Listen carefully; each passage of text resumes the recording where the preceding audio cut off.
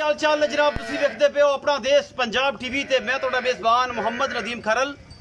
सब तो पहले अपने चैनल को करना सब्सक्राइब ते बेल आइकन ते क्लिक करना है कि अच्छी ते बेहतरीन वीडियो का नोटिफिकेशन हमेशा की तरह मिलता रहे। तुसी वेखदे रहो। अज लैके हाजिर होया जनाब तुहाडे वास्ते एक नीली दी प्योर झोटी जी अल्लाह के फजल नाल कच्छ दी बनी हुई है और उहदे नाल एक साहीवाल क्रॉस दे विच एक बच्ची है।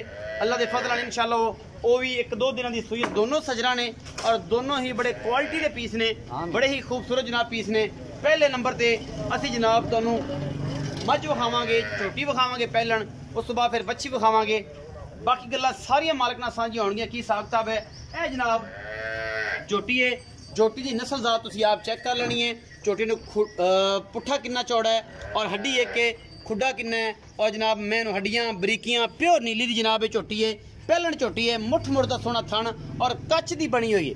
यह तुसी परांदा इनू वलेट के जेब च पा लेना है। बाकी जनाब झोटी तुहाडे सामने अल्लाह के फजल नाल लेने देने मुकद्दर होंदे ने। अपना देश पंजाब टीवी ते नीली दे ब्रांड विखाए जाते हैं, किते नहीं विखाए जाते, लेने देने मुकद्दर होंदे ने। ये जनाब पहलन लैके हाजिर होए हैं अल्लाह के फजल नाल। बाकी जनाब तुहाडे सामने ये कुछ भी है, ये जनाब चंगी है, ये माड़ी है, ये बहुत कमाल दी है। ये जनाब कट्टी है, खुद भी कट्टी है और जनाब पिछे दे कट्टा है या कट्टी, ये गल्लां सारियां बाद च होणगे। मूँह की है ये नहीं पता, मालिक दसेगा। अखां च दोवां च जवाब ने और जनाब काठा में सिर मोड़ी फिरदी, किंगरी वाला सिर लग्या मत्थे तो बोली और बड़ी खूबसूरत गिट गिट पशम। ये जनाब झोटी के उपर बहुत ही कमाल का पीस है। अपना देश पंजाब टीवी की जिन्नत बननी है और जनाब कच्छ दियां बनियां ने वंगा। बाकी लेने देने मुकद्दर, पूरी मरले मरले की वंड और मुठ मुठ का सोहना थाना है। बाकी तुहाडे सामने है जी, कोशिश साडी पूरी होंदी है कि तुहाडे वास्ते हमेशा नीली दे ब्रांड लैके हाजिर होइए, क्योंकि नीली दियां इन्नियां क्यों होंदियां तुसीं क्लोज करके अपनी जेब च पा सकते हो। इनू अस भाई थोड़ा खोल के तोरो, जरा खोल के तोरो, बच्चे तो जाए कोई गल जान दो।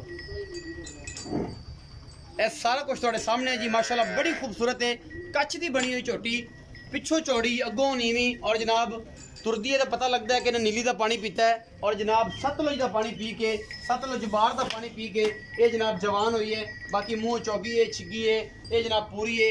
इसका कोई ऐसी हिसाब किताब नहीं पुछना। पिछों बड़ी चौड़ी है, अगों उन्नी नीवी है, सोहना थन कढ़िया है और माशाल्लाह पूरी मरले मरले की वंड है। पिछे ते कट्टी है या कट्टा ओदियां आपां तसलियां कराल इंची टेप नाल आपां दा खुड्डा मिल लेना है। 1.5 फुट का है कि नहीं है और बरीक कितनी है कि पूरे जिस्म की एक हड्डी जी है वो यहाँ है।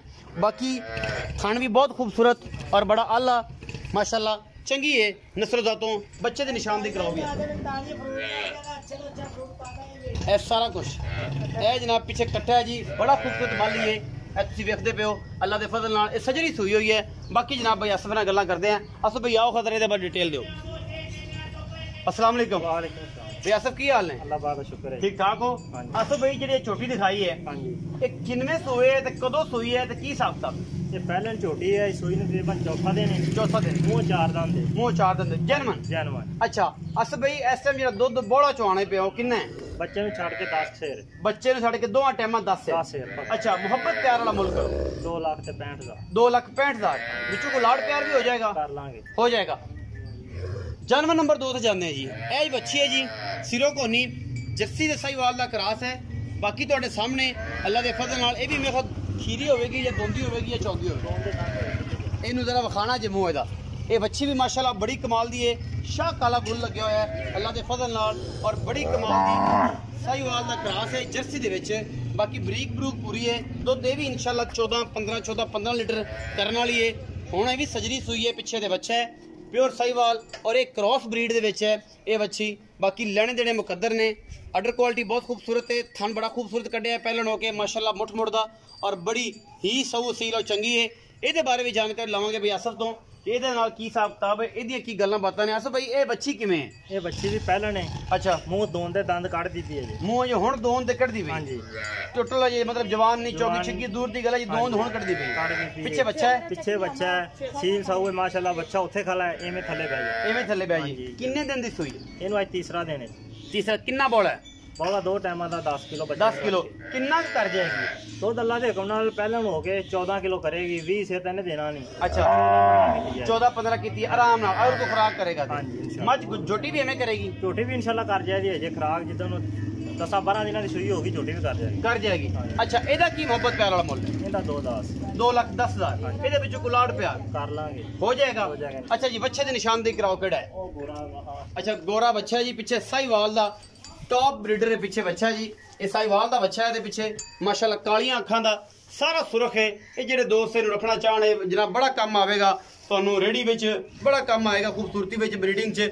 ਇਹ ਜਨਾਬ 2 ਜਾਨਵਰ ਸਨ। ਇੱਕ ਦਾ ਮੁੱਲ ਹੈ ਜੀ 2,10, ਇੱਕ ਦਾ ਮੁੱਲ ਹੈ 2,65,000। ਝੋਟੀ ਦਾ 2 ਕਿਲੋ ਬੋੜਾ ਹੈ। ਵੀਡੀਓ ਅੱਛੀ ਲੱਗੇ ਲਾਈਕ शेयर ਤੇ ਕਮੈਂਟ ਜ਼ਰੂਰ ਦਿਆ ਜੇ, अपनी राय जरूर दिया जे। अपना बहुत सारा ख्याल रखा जे। मिलांगे अच्छी और बेहतरीन वीडियो नाल।